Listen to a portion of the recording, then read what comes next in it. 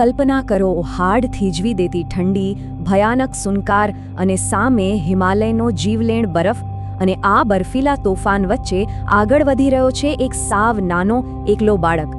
એક સાક્ષી તરીકે આ દ્રશ્ય જોવું એ ખરેખર શ્વાસ થંભાવી દે તેવું છે.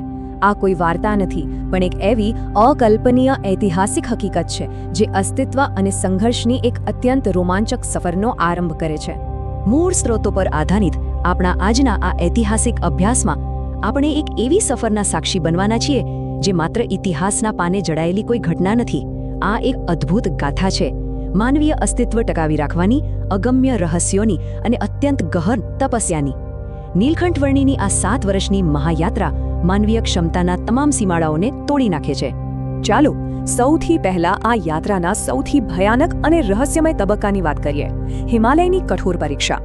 આ એ જ જગ્યા છે જ્યાં તેમની અંતિમ અને સૌથી આકરી આધ્યાત્મિક કસોટીની ખરા અર્થમાં શરૂઆત થઈ. યાદ રાખો, આ કોઈ સામાન્ય પર્વતો ન હતા. બરફથી ઢંકાયેલા ઊંચા શિખરો, ડગલેને પગલે મોતને આમંત્રણ આપતો નિર્દય ભૂપ્રદેશ અને માનવ વસ્તીથી હજારો માઇલ દૂર સંપૂર્ણ એકલતા, ઉપરથી જીવલેણ હવામાન. કોઈપણ પ્રકારના આશ્રય કે રક્ષણ વિના આવી આત્યંતિક પરિસ્થિતિઓમાં કોઈ કેવી રીતે જીવિત રહી શકે? આ જ આખી સફરનું સૌથી મોટું આશ્ચર્ય છે, ખરું ને? હવે આ અશક્ય લાગતી સફરની શરૂઆત ક્યાંથી થઈ તેના મૂળમાં જવું ખરેખર રોમાંચક છે. એક એકલી શરૂઆત, એક એવી શરૂઆત જે જોઈને કોઈ પણ દંગ રહી જાય. 11, જી હા, માત્ર 11 વર્ષની ઉંમર. જરા વિચાર તો કરો, આ હચમચાવી મૂકે તેવું જ છે.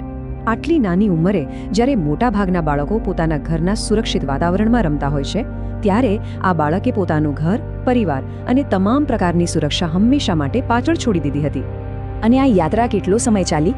પૂરા 7 વર્ષ. આ કોઈ ટૂંકા સમયની સફર નહોતી. સતત 7 વર્ષ સુધી પોતાની પાસે નહિવત વસ્તુઓ રાખીને, કોઈ પણ કાયમી આશ્રય વિના આ અત્યંત પીડાદાયક અને કઠોર યાત્રા રાત દિવસ ચાલુ રહી. અને હવે આ આંકડો જુઓ, 12,000 કિલોમીટર. પ્રાચીન ભારતીય ઉપખંડના એ ખતરનાક રસ્તાઓ પર આખું અંતર માત્ર ને માત્ર પગપાળા કાપવામાં આવ્યું. કોઈ વાહન નહીં, કોઈ જ સુવિધા નહીં, સીધું જ પ્રકૃતિ સાથે ઘર્ષણ. આ યાત્રાની મુશ્કેલીઓની કલ્પના કરવી પણ ધ્રુજારી ઉપજાવે તેવી છે.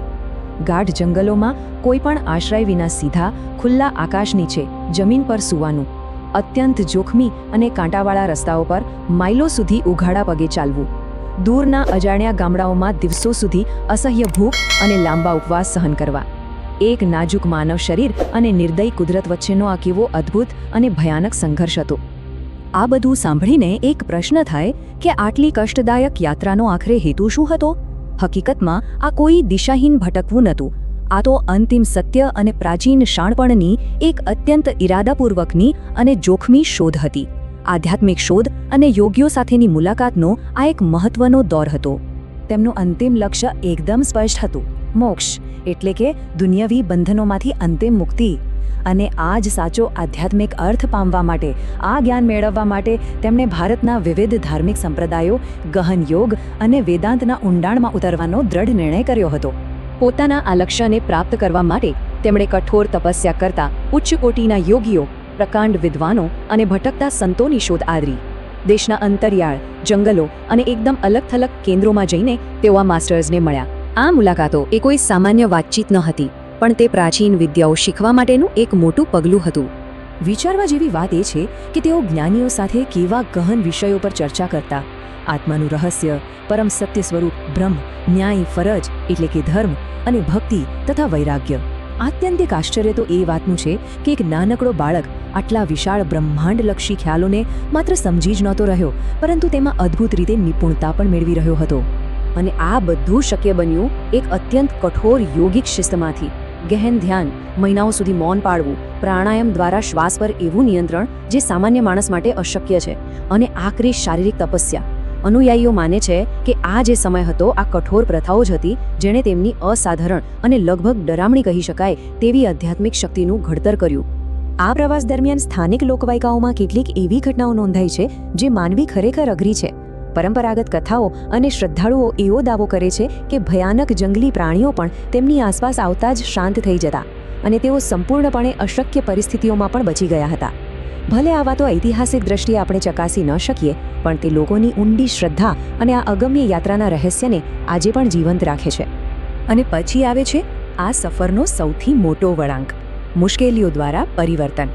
7 વર્ષની આ લાંબી અને કઠોર અગ્નિ પરીક્ષાની અસરે તેમના અસ્તિત્વનો પાયો જ બદલી નાખ્યો હતો. આ તફાવત ખરેખર હૃદયસ્પર્શી અને અવાક કરી દેનારો છે. જરા સરખામણી કરો. એક બાજુ એ જ 11 વર્ષનો શોકગ્રસ્ત અને સંવેદનશીલ બાળક, જેણે ભારે હૃદયે અંધારામાં પોતાનું ઘર છોડ્યું હતું, અને બીજી બાજુ 7 વર્ષના અસહ્ય કષ્ટો પછીની એ જ વ્યક્તિ. હવે તે એક અત્યંત શક્તિશાળી, શિસ્તબદ્ધ આધ્યાત્મિક સાધક અને પૂજનીય તપસ્વી બની ચૂક્યા હતા. 12,000 કિલોમીટરની આ રોમાંચક અને ભયાનક પગપાળા યાત્રા આખરે પશ્ચિમ ભારતમાં પ્રવેશે છે. ગુજરાત આગમન, એક નવી સફરની શરૂઆત. અંધારી ગુફાઓ અને જંગલોની એ ગહન એકલતાનો હવે અંત આવી રહ્યો હતો. ઇતિહાસના પાનાઓ પર ગુજરાતમાં તેમનું આ આગમન એક અત્યંત નિર્ણાયક વળાંક સાબિત થયો. આ માત્ર એક ભૌગોલિક બદલાવ ન હતો, પરંતુ એક સંગઠિત ધાર્મિક જીવન અને નવા આધ્યાત્મિક ગુરુઓ તરફનું પ્રયાણ હતો. આ જ એ સમય હતો જે તેમને સીધા સહજાનંદ સ્વામી બનવા તરફ દોરી જવાનો હતો. 7 વર્ષની એ રહસ્યમય અને હાડ થીજવી દેતી યાત્રાએ એક સંવેદનશીલ બાળકને અદ્ભુત તપસ્વી તો બનાવી દીધો, પરંતુ અહીં એક સૌથી મોટો રોમાંચક પ્રશ્ન ઊભો થાય છે. સ્વામિનારાયણ સંપ્રદાયના જન્મ દ્વારા હવે કયા એક નવા આધ્યાત્મિક યુગની શરૂઆત થવાની હતી? આ એકાંતવાસી તપસ્વીએ એક એવા વિશાળ અને ઐતિહાસિક આંદોલનને કેવી રીતે જન્મ આપ્યો, જેણે લાખો લોકોના જીવન બદલી નાખ્યા?